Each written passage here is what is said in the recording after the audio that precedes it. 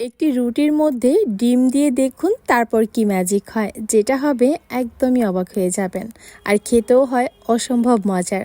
বাসায় যদি মেহমান আসে চটজলদি এবং ইউনিক কী বানানো যায় তা নিয়ে ভাবছেন, তাহলে আজকের এই রেসিপিটা আপনার জন্য।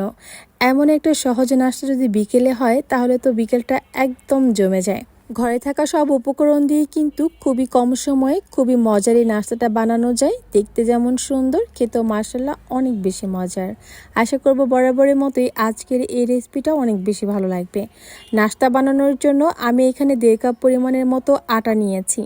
আটা দিয়ে আজকে মচমচে এই নাস্তাটা আমি বানাবো। আপনারা চাইলে ময়দাও দিতে পারেন। এখন স্বাদ মতো লবণ আর সামান্য কিছুটা কালো জিরা দিয়ে দিচ্ছি। এতে করে কিন্তু খুবই সুন্দর একটা স্মেল আসবে। আর এই আটাটাকে একটু ময়ান করার জন্য বা খাস্তা করার জন্য আমি এখানে 2 থেকে 3 টেবিল চামচের মতো রান্নার তেল দিয়েছি। সব কিছুকে খুব সুন্দর করে মেখে নিব। ঠিক যেভাবে আমি মেখে নিচ্ছি সেভাবে কিন্তু আটার সাথে তেলটাকে ভালো করে মেখে নিতে হবে। ময়ান বা এই খামিটা পারফেক্ট হয়েছে কিনা যখন এরকম একটা মুঠ করবেন আটাগুলোকে হাতের সাহায্যে, যখন মুঠিটা ভেঙে যাবে না খুব সহজে, তখনই বুঝতে হবে এটা একদম রেডি। এরপর পরিমাণ মতো নর্মাল পানি দিয়ে আমি একটা সফট ডো তৈরি করে নিয়েছি। এই তো আমার ডোটা রেডি হয়ে গিয়েছে। ডোটা রেডি করা হয়ে গেলে এখন সমানভাবে 4টা লেচি কেটে নিব, কারণ আমি এখানে 4টা মাঝারি সাইজের রুটি বেলে নিব।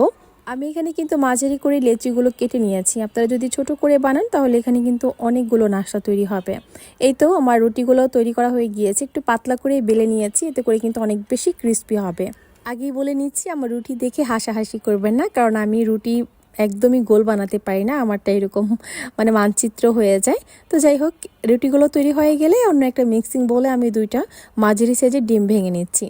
তার মাঝে বড় সাইজে 2টা পেঁয়াজ কুচি দিয়ে দিব, আর দিয়ে দিব 3টা কাঁচামরিচ কুচি। চাইলে কিন্তু এখানে গোলমরিচের গুঁড়া বা শুকনো মরিচটাও দিতে পারবেন। এখন আমি এখানে দিয়ে দিয়েছি 1.5 টেবিল চামচের মতো ধনিয়া পাতা, পরিমাণ মতো কিন্তু লবণও দিয়েছি। এখন 1 প্যাকেট ম্যাজিক মশলা দিয়ে দিব, আর এটা দিলে কিন্তু নাস্তার টেস্টটা বেড়ে দ্বিগুণ হয়ে যাবে। আপনাকে কিন্তু এক্সট্রা করে আর অন্য কোনো মশলা এখানে দিতে হবে না, জাস্ট এই মশলাটা দিলেই কিন্তু হয়ে যাবে। সব কিছু মিশানো হয়ে গেলে একটা সাইডে রেখে দিচ্ছি। এখন নাস্তাটা বানিয়ে নিব। আমি এরকম একটা ছোট বাটি নিয়েছি, বাটির ওপরে আমি রুটিটা দিয়ে দিব। বাটিটা যেই রকম শেপের থাকবে ঠিক সেই শেপেই কিন্তু রুটিটা রেখে দিতে হবে। এর উপরে এখন পরিমাণ মতো ডিমের মিশ্রণটা দিয়ে দিচ্ছি। এখন এক সাইড থেকে আমি ভাঁজ করে নিব। শাড়ির যেরকম কুচি ধরা হয় ঠিক সেরকমই ধরে নিচ্ছি। একদম আর কি মোমোর মতো তৈরি করে নিতে হবে। তা আমার ভাঁজগুলো কিন্তু তেমন একটা সুন্দর হচ্ছে না, আপনারা সুন্দরভাবে তৈরি করে নেবেন। এটাকে কিন্তু এক কথায় মিনি মোগলাই বলা যেতে পারে, একটু ইউনিকভাবে তৈরি করা আর কি।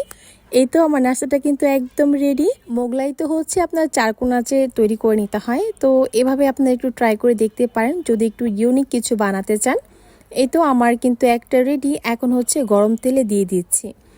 তেলে দেওয়ার পর চুলার আঁচটাকে মিডিয়াম টু লোয়ের মাঝামাঝি রেখে একটু ধৈর্য সহকারে কিন্তু ভেজে নিতে হবে। তা না হলে কিন্তু ভেতরে যে ডিমটা দেওয়া হয়েছে সেটা একদম কাঁচা থেকে যাবে, আর ওপরের দিকটা কিন্তু পারফেক্টভাবে ক্রিস্পি হবে না। আর একটু পরপর এই নাস্তাটাকে আমি উল্টে পাল্টে দিচ্ছি। আমি কিন্তু একটা বানাচ্ছি, এরপর একটা ভেজে নিচ্ছি, কারণ এগুলো কিন্তু আগের থেকেই বানিয়ে রাখা যায় না।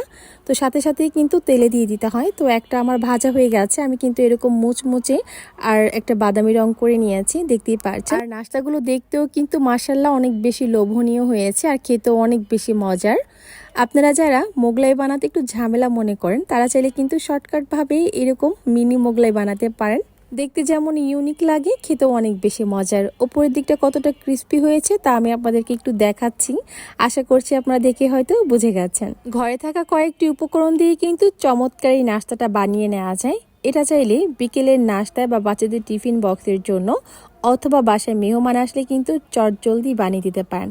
আশা করছি সবাই এটা খেয়ে আপনার প্রশংসা করতে বাধ্য হবে। তো ভিউয়ার্স, আজকের এই রেসিপিটি কেমন লেগেছে তা অবশ্যই কিন্তু কমেন্টস করে জানাতে পারেন। তাহলে আজ এখানে বিদায় নিচ্ছি, চলে আসবো নতুন কোনো রেসিপি নিয়ে। সবাই ভালো থাকুন, আল্লাহ হাফেজ।